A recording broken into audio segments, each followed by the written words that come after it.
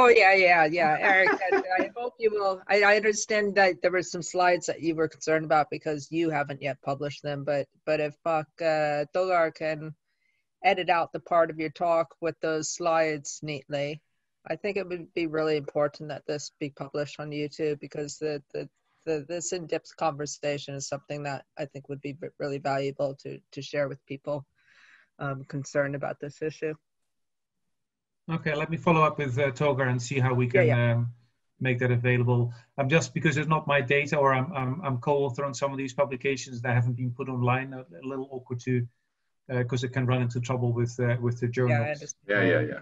Actually, Togar, I had a comment. There was a very good piece by George Monbiot in The Guardian, 26th of August, about the point you were making about population growth.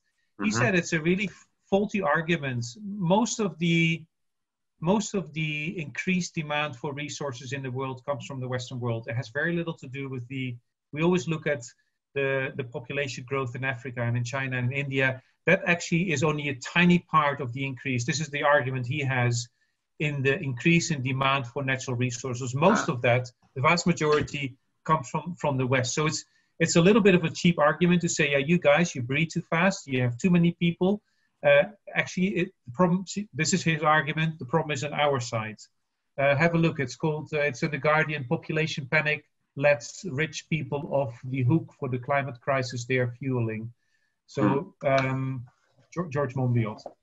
Similar to that, Eric, I saw the other day a picture of the Earth Overshoot Day. It wasn't you that shared it, was it? Or was it Bart? Let's Be Like Indonesia, because the latest Earth Overshoot Day, if you did it by how you live in various countries, Indonesia comes out best. So, yeah, it again explains that the drain on resources is coming not so much from the developing nations or the highly populated nations, so to speak, but those that are overshooting in their regular consumption. Right. Okay. Francesca Ronca, you raise your hand. Go ahead.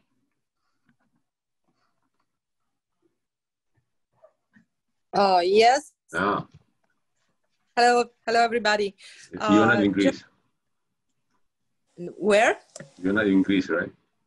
No, I'm in Rome at home, in Italy. Why are you saying Greece? No, because I am so jealous to see you, on the first session. Wow, very nice. No, but it was not Greece. It was Italy, actually. Oh, it was Italy. Okay. Yeah. Okay. All right. Anyway, thank you, Togar, and thank you, Eric, for this very interesting discussion. And I have two questions. Also, because I've heard you mentioned, and someone else also in the chat commented about this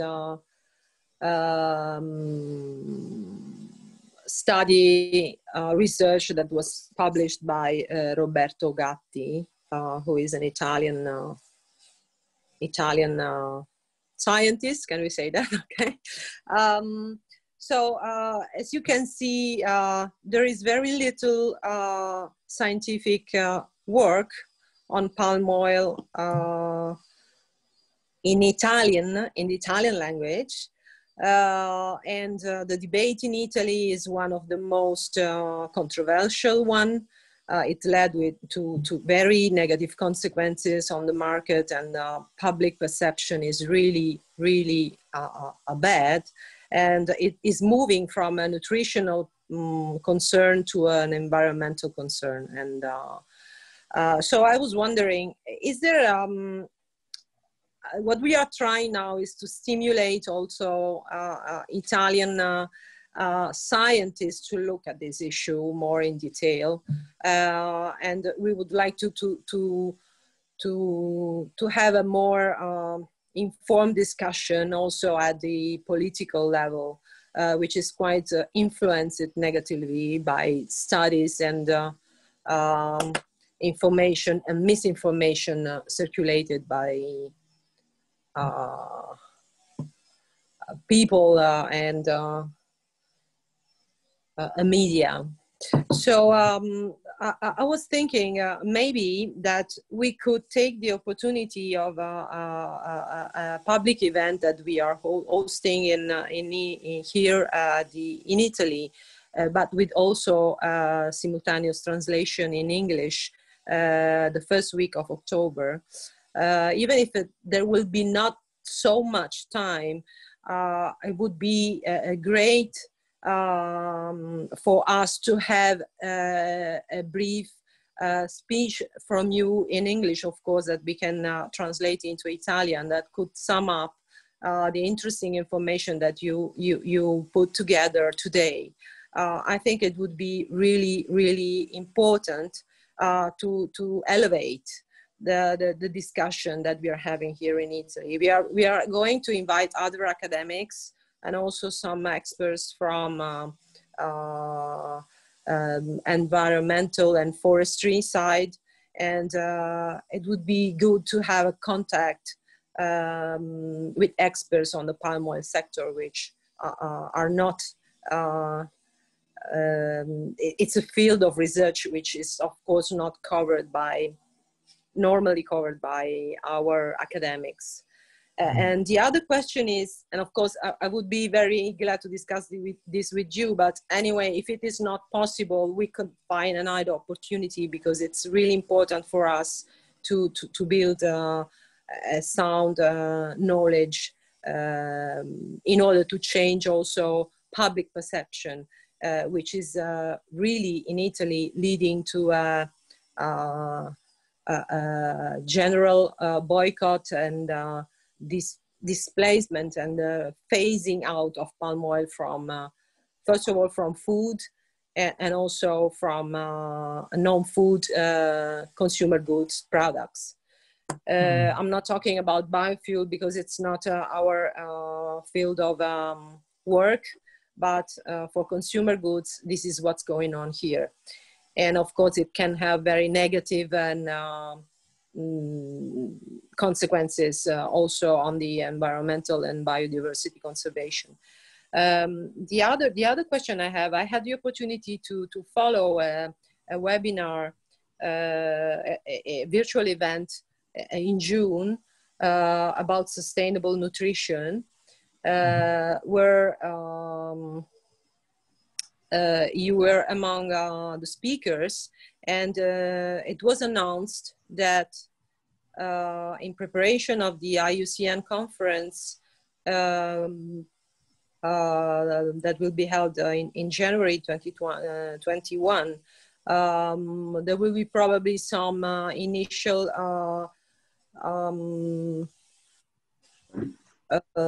material that would be probably available for the conference, and that the first items of research of this in the field of sustainable nutrition would be looking into the vegetable oils impact on environment. But I haven't heard any further news about this, and I would love to know if there has been any progress, if there is some information that is already going to be made available in before the end of the year, because in this case, this would be also very important to bring to the Italian public, and we can get organized to, to find an opportunity to share this information. Okay. Thank you, Francesca. All right, go ahead, Eric. Yeah. So who do you represent, Francesca? Sorry, I didn't catch that. I'm sorry? Who do you represent? Oh, yes, I'm sorry. The Italian Alliance for Sustainable Palm Oil. So we are part of the IPOA network. Yeah.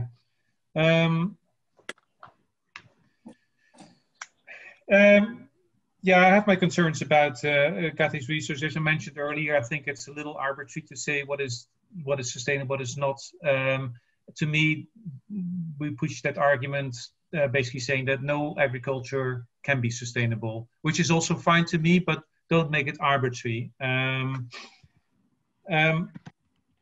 I'd be very happy to speak and explain that, and explain to an Italian audience that what I always say, that given consumption trends, saying no to palm oils means saying yes to other oils, and none of these oils are without impacts. And as long as we don't know the impacts of that, especially in terms of additional land needed, we need to be very careful in making any strong statements about that. So be very happy to explain that in briefly or at length, whichever way you want. We can discuss through email.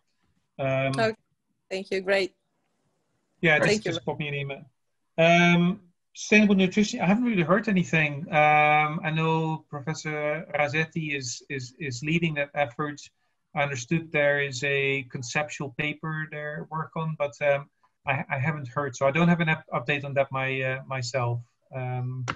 But indeed, that was the plan, to have something ready for the IUCN Congress, but the whole IUCN Congress is unclear whether that's going to go ahead live or online. So no, I don't have any clarity there. But send me an email about the speech opportunity. Okay, thank you so much. Thank you. You're welcome. Okay, we are closing into the 21 hours Jakarta time, 9 p.m. As promised earlier. We will be ending our discussion at 9 o'clock up in the evening Jakarta time. Eric, if you want to have a closing statement, please go ahead before we say goodbye and close the discussion. I think I've talked enough, but that was a great opportunity. Thanks, Pak Togar, for inviting me. I enjoyed the discussion. Always good to hear different views. And I stand by my point that I think ultimately into this vague thing of sustainability of vegetable oil production, we don't need enough. We need to know more. So my message, especially to governments, potential funding organizations, is look into that for opportunities to ensure that the discussions are actually held on solid and robust information, and not some quick work done to basically push a particular political point, which is, I think, some of the parts of the debate, some of the science around the debate as well. So thank you. That's it for me. Thank you. Thank you, Eric. Also, thank you for everybody that's joined. As I mentioned on the broadcast message that I sent to you, your contribution for this discussion, half of that will go for the charity that I will choose later. The last international session, we contribute $200 for UNDP giving. This time I have collected about $130. So 50% of half of that, about $65, will be I will make a contribution later on. I haven't decided where I will make that contribution, but I will do and I will let you know when it's done. Again, thank you everybody for joining in. Have a good rest for this evening for those friends in Jakarta, Malaysia. Good afternoon for you. Enjoy the day still in Europe. And I hope I can see you again, a lot of you next month with David, presenting part of that slide that Eric has presented today. And again, for the broadcasting, I think I will talk to Eric and see how we can manage this if we decided to edit and post and publish a portion of this discussion. Again, thank you very much, everybody, for joining, and I hope to see you next time. Everything, keep safe, keep healthy, be strong. Thank you.